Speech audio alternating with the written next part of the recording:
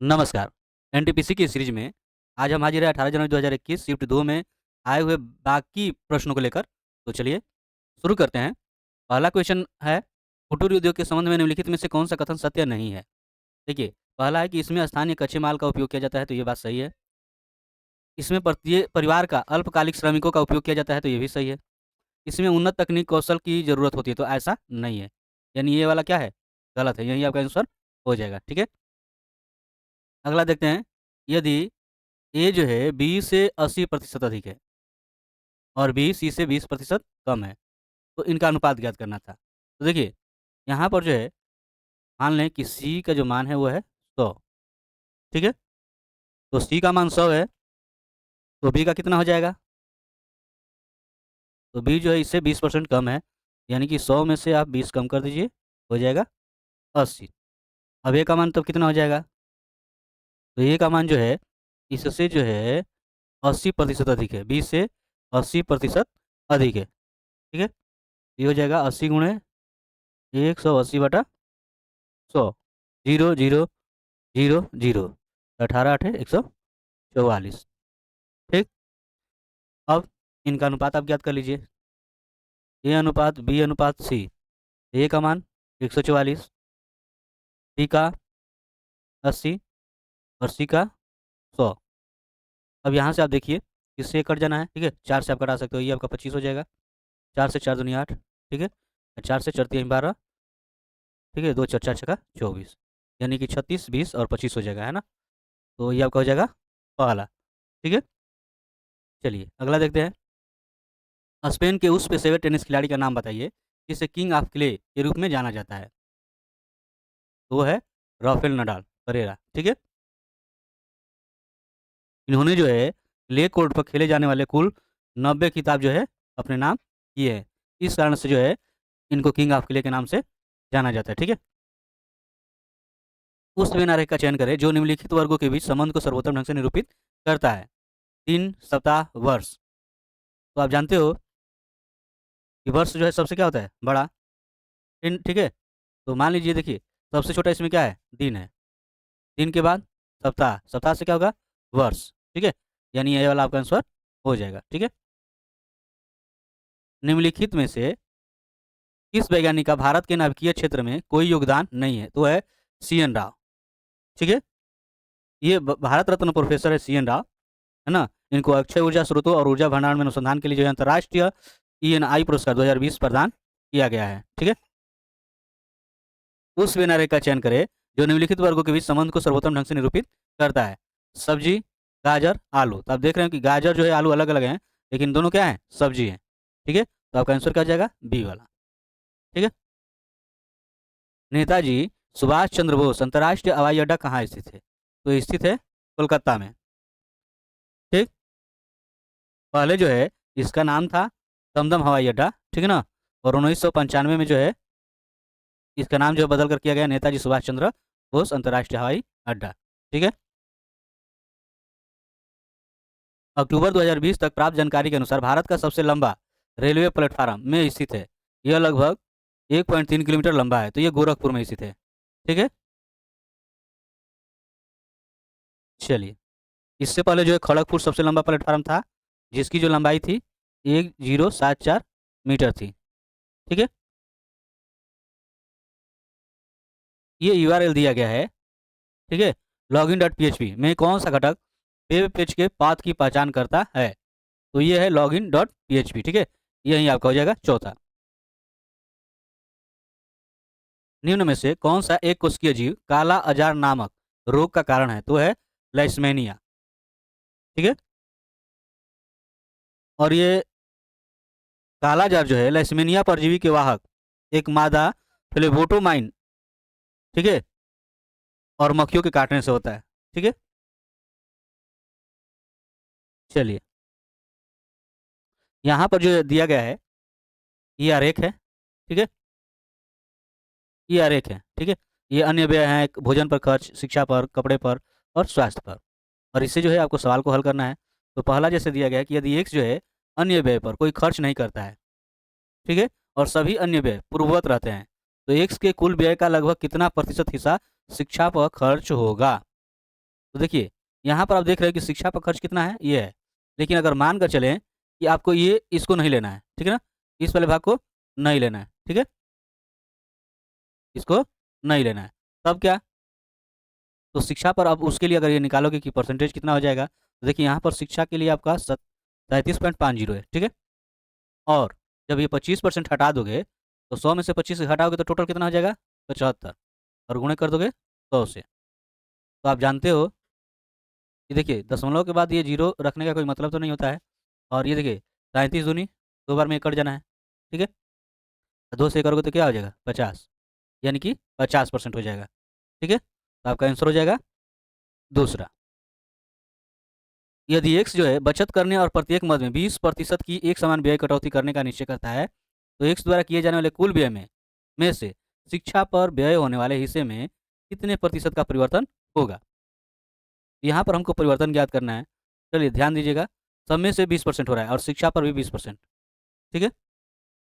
तो आप क्या कीजिएगा, देखिए शिक्षा पर जैसा कि आपको यहाँ पर दिया हुआ है 37.50 या 37.5 ही रखिए, और इसका कितना 80%, 80%, और 100 से आपको जो है ये 20 हटा दे रहा है, तो 100 में से 20 हटेगा तो टोटल आपका 80 होगा, और इनका आपको ज्ञात करना है परसेंटेज, ठीक है?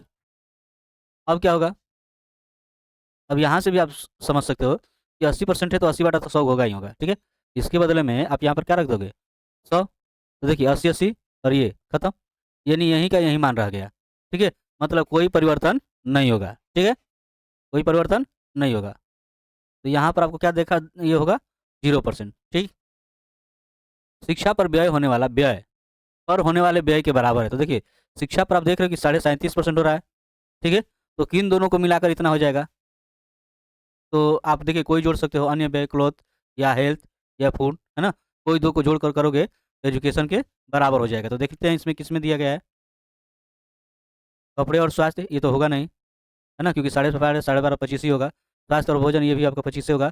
ये भोजन और अन्य व्यय हो जाएगा ना, क्योंकि ये 25 है और ये 12.5, ठीक? तो ये आपका हो जाएगा। कुल व्यय का अधिकतम प्रतिशत पर किया गया व्यय है, कुल व्यय का अधिकतम प्रतिशत। तो देखिए इसके लिए जो है, इसका आंसर जो है हम आपसे चाहते हैं, तो हम चाहते हैं कि इसका आंसर जो है आप कमेंट में अवश्य बताएं। चलिए, निम्न अनुक्रम में ऐसे कितने अंक हैं जिनमें से प्रत्येक के तुरंत पहले और तुरंत बाद एक अक्षर है? तो देखिए यहाँ पर देखिए, ये आपका देखिए इसके तुरंत बाद है, एक हो गया, ये देखिए यहाँ पर है, ठीक है, दो हो गया, और देखिए यहाँ पर है, तीन हो गया, ठीक है, और कहीं पर है, यहाँ पर नहीं है, यहाँ पर नहीं है, यानी कि तीन हो गया, ठीक है? नीचे चार गतिविधियाँ दी गई है जिनमें से तीन किसी प्रकार से आपस में संगत हैं और एक असंगत है, तो असंगत का चयन करें। टहलना, दौड़ना, धीरे धीरे दौड़ना, ये तीनों चीज़ जो है व्यायाम के अंतर्गत आते हैं, है ना? ये तो आपका एक समान हो गया, लेकिन ये आपका असंगत हो जाएगा। अब ये कथन दिया गया है और ये कथन के अनुसार जो है हमें निष्कर्ष ढूंढना है, ठीक है? राम एक कलाकार है और कलाकार सुंदर होते हैं। तो पहला दिया गया है कि सभी सुंदर व्यक्ति कलाकार हैं, तो ऐसा तो है नहीं, है ना? ये गलत है। अब दिया गया है कि राम एक कलाकार है और कलाकार सुंदर होते हैं, यानी कि राम सुंदर है, तो ये सही है, ठीक है? सुंदर व्यक्ति कलाकार नहीं है, तो सुंदर व्यक्ति कलाकार नहीं है, तो नहीं है, ऐसा नहीं है, ये भी गलत है। राम सुंदर नहीं है, तो देखिए राम कलाकार है तो और कलाकार सुंदर होते हैं, तो सुंदर होना हुआ। जब ये सही है तो ये क्या हो जाएगा? ऐसे ही गलत होगा, यानी कि आपका दूसरा ही हो जाएगा, ठीक है? आपूर्ति जो है मांग से उसी प्रकार संबंधित है जिस प्रकार उत्पादन से, तो देखिए तो उत्पादन किससे संबंधित है? उपभोग से, ठीक है? चलिए इसको देखते हैं। दिया गया है कि 6 छात्र हैं ये, उनकी तुलना उनके अंकों के आधार पर की जाती है और एक्स ने केवल 2 छात्रों से अधिक अंक प्राप्त किए हैं, ठीक है? और बी ने एफ से अधिक लेकिन यू से कम। बी जो है एफ से अधिक, ठीक है? बी जो है एफ से अधिक लेकिन यू से कम अंक प्राप्त किए हैं, ठीक है? और यदि एफ ने एक्स से अधिक अंक प्राप्त किए हैं, एफ ने एक्स से अधिक मतलब एक्स से जो है एफ प्राप्त किया है, ठीक है? तो यही आपका हो जाएगा। तो सबसे अधिक अंक प्राप्त किसने किया है? तो देखो यहाँ पर पहले दिया गया है कि एक्स ने केवल 2 छात्रों से अधिक अंक प्राप्त किया है, यानी कि इससे यहाँ पे आपके सिर्फ क्या होंगे? 2 छात्र आपके होंगे, टोटल 6 हो गए। तो सबसे बड़ा कौन हुआ? आपका यू, है ना? ये आपका पहला हो जाएगा। कक्षा 11 की मध्यावधि परीक्षा में 42% छात्र गणित में असफल हुए, 54% छात्र भौतिकी में और 48% रसायन विज्ञान में। ठीक है। और सभी तीनों विषयों में केवल 10% छात्र जो असफल हुए, और भौतिकी और रसायन विज्ञान दोनों में 20% छात्र जो असफल हुए। रसायन विज्ञान और गणित में 15%, भौतिकी और गणित में 18%। ठीक है। तो उन छात्रों का प्रतिशत कितना होगा जो केवल 2 विषयों में असफल रहे? तो देखिए आप यहाँ पर ऐसे कीजिए कि सबको नोट कर लेते हैं। ठीक है। यहाँ पर देखिए सब्जेक्ट कौन कौन सा है? भौतिकी है, रसायन विज्ञान है और गणित है। ठीक है। तो एक आप ले लेते हैं गणित। ठीक है। दूसरा मान लीजिए भौतिकी हो गया, और तीसरा ले लीजिए आप रसायन विज्ञान। ठीक है। तो ये आपका हो गया गणित, भौतिकी और रसायन विज्ञान। अब देखिए इसमें से तीनों किसमें शामिल है? तीनों इसमें दिया गया है कि सभी तीनों विषयों में, ध्यान रखिएगा यहाँ पर आपको जो दिया गया है कि सभी तीनों विषयों में केवल 10% छात्र असफल हुए। ठीक है।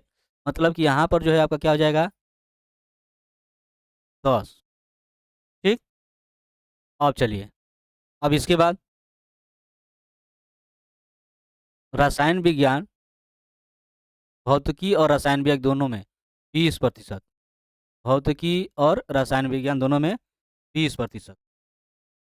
ठीक है। तो आप देख रहे हो कि यहाँ पर जो है दोनों में भौतिकी और रसायन विज्ञान, यहाँ पर आपका 10 पहले से हो गया और 20% ये दे रहा है। मतलब कि यहाँ पर ये क्या हो जाएगा? 10। तभी 10 10 क्या हो जाएगा? 30। ध्यान रखिएगा। अब आगे देखिए, रसायन विज्ञान और गणित। तो रसायन विज्ञान और ये गणित हो गया, इसमें 15%। तो पहले से 10 है, यहाँ पर कितना हो जाएगा? 5। ठीक है। यहाँ पर आपका दिया गया है रसायन विज्ञान और गणित। चलिए ठीक है। और भौतिकी और गणित दोनों में, देखिए भौतिकी और गणित इन दोनों में कितने हैं? 18%। 10 पहले से है, यहाँ पर कितना हो जाएगा? 8। ठीक। अब गणित के लिए कितने आपके हैं टोटल? देखिए गणित में कितने असफल हुए हैं?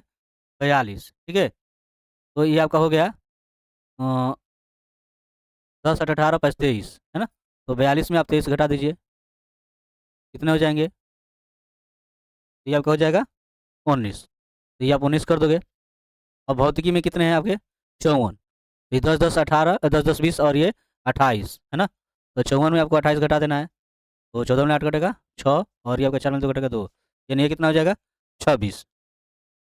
ठीक है। ये आपका हो जाएगा 26। ठीक है। और रसायन विज्ञान में 48 है। ठीक है। तो ये आप जोड़िए, 10 10 20 और 20 25 घटा दीजिए। तो 15 में देखिए 8 में 5 घटेगा 3, और 4 में 2 घटेगा 2, यानी कि आपका ये हो जाएगा 23। ठीक है। अब आपका क्या पूछ रहा है? जो केवल उन छात्रों का प्रतिशत कितना है जो केवल 2 विषयों में असफल है? तो केवल 2 विषयों में, तो आप ध्यान दीजिएगा। देखिए यहाँ पर एक, ये 2 और ये 3। तो 10 8 18, 18 5 23। मतलब हम लोग को ज़्यादा करने की जरूरत नहीं था, वहीं से करके ये आप कर लेते। ठीक है। चलिए आगे देखते हैं। नीचे दिए गए 4 शब्दों में से 3 संगत हैं और एक असंगत है, तो असंगत का चयन करें। साथी, सहकर्मी और मित्र ये संगत हैं, और विरोधी उसका क्या हो जाएगा? असंगत। यहाँ पर है, ये एक श्रृंखला है, और यहाँ पर आपको बताना है कि यहाँ पर क्या आएगा। ठीक है। तो देखिए EIM है, कैसे होगा? ई आपका 5 है ना, ये 9, तो 5 4 9, और ये 13, तो 9 4 13, यानी ये आपका 4 4 पर है ना? 4 4 बढ़ रहा है। ठीक है। 4 4 की बढ़ोतरी हो रही है, ध्यान रखिएगा। 4 4 की, यहाँ से आप ये जाओगे तो कितना ये क्या हो जाएगा? तो देखिए NOPQ, ये भी आपकी 4 की बढ़ोतरी हो रहा है। ठीक है। यहाँ से आप देखोगे तो इसमें भी आपका क्या है? 4 की बढ़ोतरी हो रहा है, ये भी आपकी 4 की बढ़ोतरी हो रहा है। ठीक है। उसके बाद अगर उसी हिसाब से अगर बढ़ते जाए तो आई के बाद जेड है ना, आई बी सी, तो ये आपकी 4 की बढ़ोतरी। फिर यहाँ से ये 4, फिर यहाँ से 4, ठीक है। तो 4 की बढ़ोतरी होती है, इसके बाद भी आप क्या जाओगे 4, तो के बाद क्या आपका हो जाता है एल एम एन ओ, ठीक है। तो चौथे पर क्या जाएगा ओ, और ऐसा स्पष्ट दिख रहा है कि वो ये है, यहीं से आपका आंसर हो जाएगा। नहीं तो आगे आप 4 4 करके देख सकते हो, ठीक है।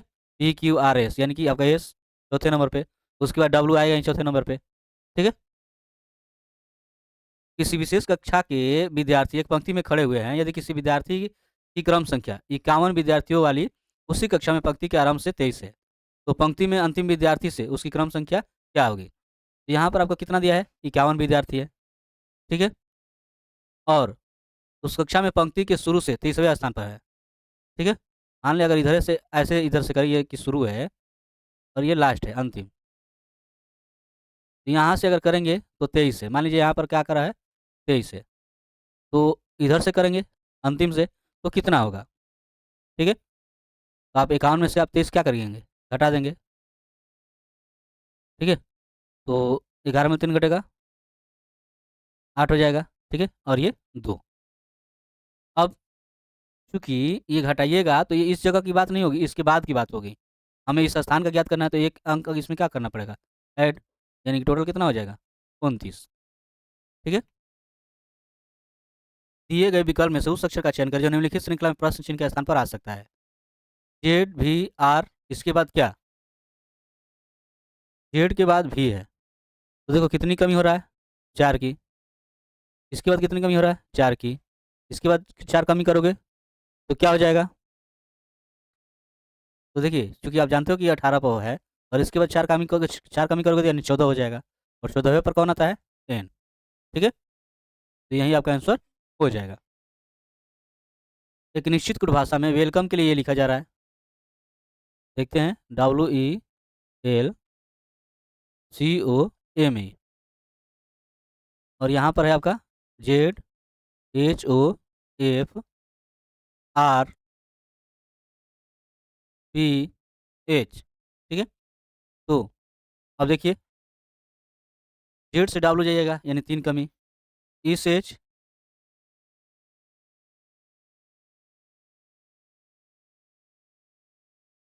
चलिए देखिए डब्ल्यू से जेड जाइएगा यानी कि 3 की बढ़ोतरी है ना, XYZ, इस एच 3 की बढ़ोतरी, LMNO 3, यहाँ पर DEF 3, ये PQR ये भी 3, ठीक है, ये भी 3, ये भी आपका 3, यानी 3 बढ़ रहा है।